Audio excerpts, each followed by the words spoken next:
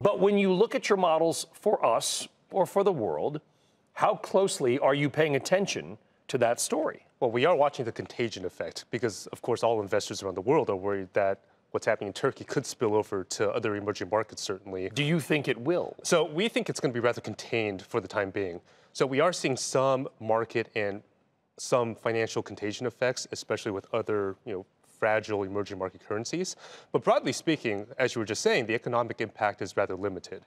This is not Greece or, Brexit. We're not calling into question the solvency of Eurozone players. This certainly isn't China, like we had scares in 2015. And we're not talking about the broader Fragile Five complex that we saw in 2013.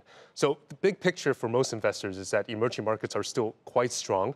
We're expecting about 13% earnings growth over the next year. And Turkey is an important country, but it's not going to derail that trend. Yeah, the point we tried to make, though, is that currency crises tend to become political crises, which can often become financial and or banking crises. About half of Turkey's net debt, their current account deficit, is owned in currencies outside of the lira. Isn't that the risk? Not saying it will blow up, but if you had to say what's the biggest risk, it's not to Turkey.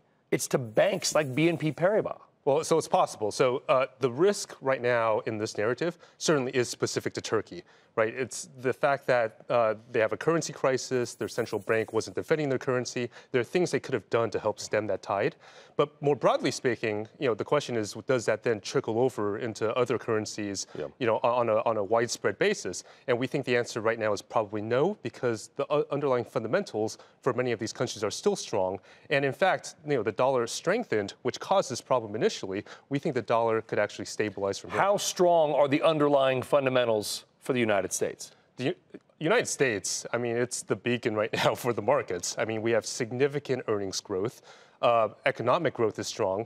It's really become the safe haven for many investors, especially in times of turmoil like this.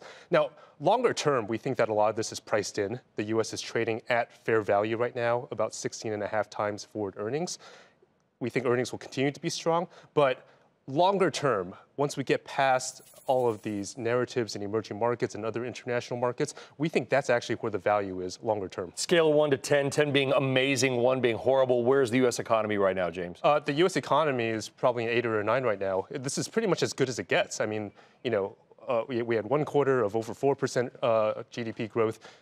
Unemployment is at record lows. This is pretty much as good as it gets. Tough professor. You won't give the A+. You'll give the A. You won't give the A+. When you give it, come back. We'll have you back on. Yeah, absolutely.